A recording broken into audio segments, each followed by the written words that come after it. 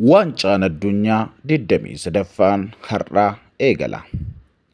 Waancaan addunyaa 23ffaan qopheessummaa Ameerikaa, Kanaadaa fi Meeksikoon geggeeffamu har'a halkan sa'aatii 4 jalqabee taphatama.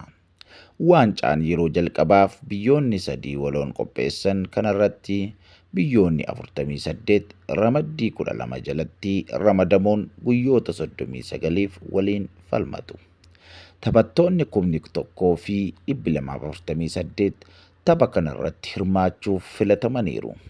Taphattoonni 154 taphattoota Piriimiyer Liigii Ingilaand keessaa taphataa jiran yoo ta'u, Buundisliigaa Jarman taphattoota 94 filachiisuun sadarkaa lammaffaa, akkasumas Liigiin Faransaay taphattoota 78 filachiisuun sadaffaa irratti argama. Laaligaan Ispeen ammoo taphattoota 74 sadarkaa afuraffaarra jira.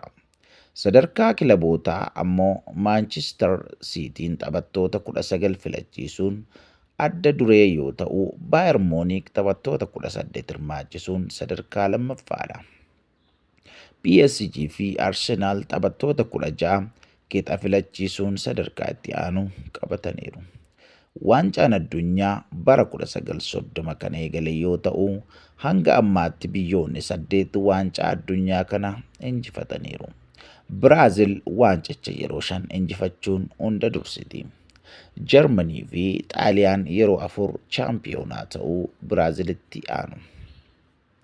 Taphoota waancaa addunyaa bara 2026 guutummaatti haqa qabeessaa fi dogoggora irraa bilisa gochuuf kubbaan teekinooloojii ammayyaa guutummaatti humna baatiriitiin hojjetu dhimma irra ni oolaas jedhame. Deeggartoonni biyya kamiiyyuu meeshaalee pilaastikaa qabatanii akka hin seenne waldaan Federeeshinii Kubbaa Miilaa idil addunyaas dhorkeera.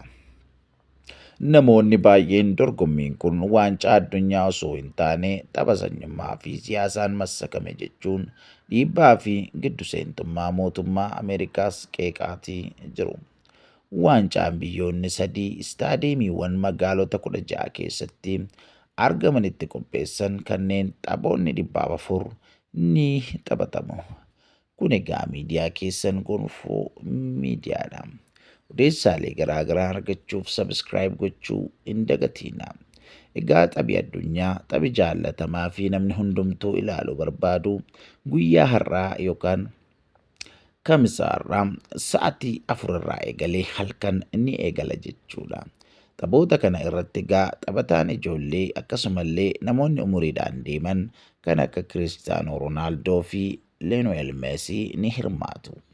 Egaa taphni kun yookaan waancaan addunyaa kun kan akka Kiristaanoo Roonaaldoo fi Meesiidhaaf tapha waancaa addunyaa isa dhumaa ta'uu mala jedhanii namoonni baay'eenis kaasaatii jiru. Tapha kana egaa daawwadhaa itti bashannanaa isiniin jenna. Akkasumallee tapha waancaa kana irratti biyyoonni Afrikaa gara 10 ni hirmaatu. Egaa waancaa kana eenyu akka nyaatu eenyu akka nyaachuudhaaf ga'umsa qabullee tilmaama keessan barreessuu hin dagatinaa. Baay'ee isin jaallanna, baay'ee isin kabajna. Hundumti keessan miidiyaa kanaaf haaraa kan taatan sabiskiraayib gochuun odeessaalee guyyaa gara guyyaatti isin qaqqabu hordofuu hin dagatinaa isiniin jenna. Waaqayyo bara keessan na eebbisu. Eebbifamaa. Kun gonfoo miidiyaadha.